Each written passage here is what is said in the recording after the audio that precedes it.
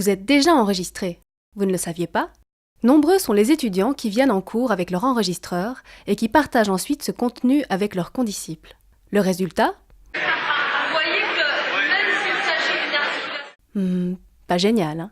Avec le podcasting, vous avez la possibilité de prendre le contrôle sur les enregistrements et de fournir à vos étudiants des supports de bonne qualité au format audio-diaporama La surface de réabsorption des molécules utiles et ou audio-vidéo. Qui n'ont jamais fait l'objet d'une projection en termes de racialisation.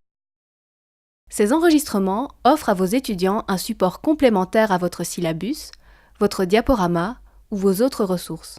Ils leur permettent de compléter leurs notes prises en cours, de revoir certaines séquences pour préparer les examens ou de rattraper un cours manqué. Parmi 1198 étudiants interrogés l'année passée, 62% d'entre eux ont utilisé les podcasts mis à leur disposition et la majorité d'entre eux a regardé plus de la moitié des séances enregistrées.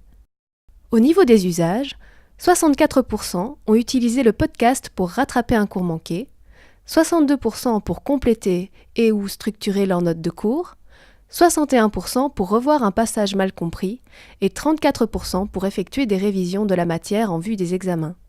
Qui plus est, loin de l'image de l'étudiant qui recopie simplement le discours de son enseignant, les étudiants avouent être plus actifs lorsqu'ils utilisent les podcasts. Assis à leur poste de travail, ils utilisent cet outil en même temps que d'autres supports de cours pour créer un support d'études répondant à leurs besoins. Enfin, parmi les utilisateurs de podcasts, 85% d'entre eux déclarent que l'outil favorise une meilleure prise de notes et pour 53% réduit le stress de la prise de notes durant le cours. Ils sont aussi 99% à déclarer que le podcast devrait être utilisé dans d'autres cours. Les enseignants ne sont pas en reste. Selon eux, le podcast répond à de nombreuses problématiques fréquentes. Cours qui se chevauchent, étudiants travaillant ou étant en stage, étudiants Erasmus ayant des difficultés à suivre le cours, étudiants arrivés tardivement dans le quadrimestre, etc.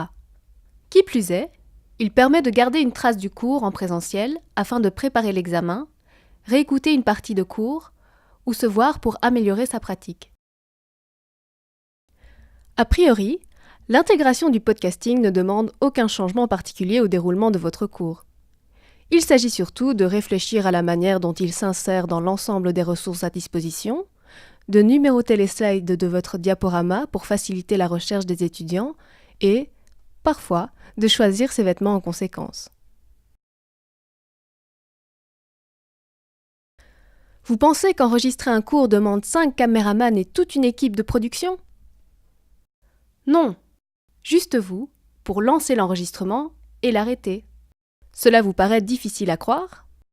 Une fois dans l'auditoire, vous vous connectez à notre interface d'enregistrement par l'intermédiaire de votre navigateur web. Après l'identification, sélectionnez le cours à enregistrer et donnez un titre à la séance du jour. Une description des thématiques abordées durant la séance est également possible. Choisissez ensuite un format d'enregistrement, audio-diaporama, audio-vidéo ou ces deux formats. Après confirmation, l'interface d'enregistrement se lance et vous donne un retour de la caméra et un retour de l'activité de votre écran. Quand tout est prêt, lancez l'enregistrement. Vous pouvez, durant l'enregistrement, changer le plan de caméra si vous écrivez au tableau ou souhaitez un plan plus large. À la fin de votre séance de cours, publiez votre enregistrement directement à vos étudiants par l'intermédiaire de l'université virtuelle ou choisissez la fonction de modération pour revoir l'enregistrement avant une diffusion publique. C'est tout. Vous pensez peut-être qu'en enregistrant vos cours, les étudiants déserteront les auditoires ? Nos recherches montrent qu'à peine 1% des étudiants pensent que leur présence au cours est négativement influencée par le podcasting. Pas d'inquiétude donc. Intéressé ? N'hésitez pas à visiter notre site et à nous contacter pour toute information complémentaire. Par ailleurs, nous organisons le 14 et le 17 mai une séance de formation sur l'utilisation du podcasting en auditoire. Profitez-en pour venir découvrir cet outil pédagogique.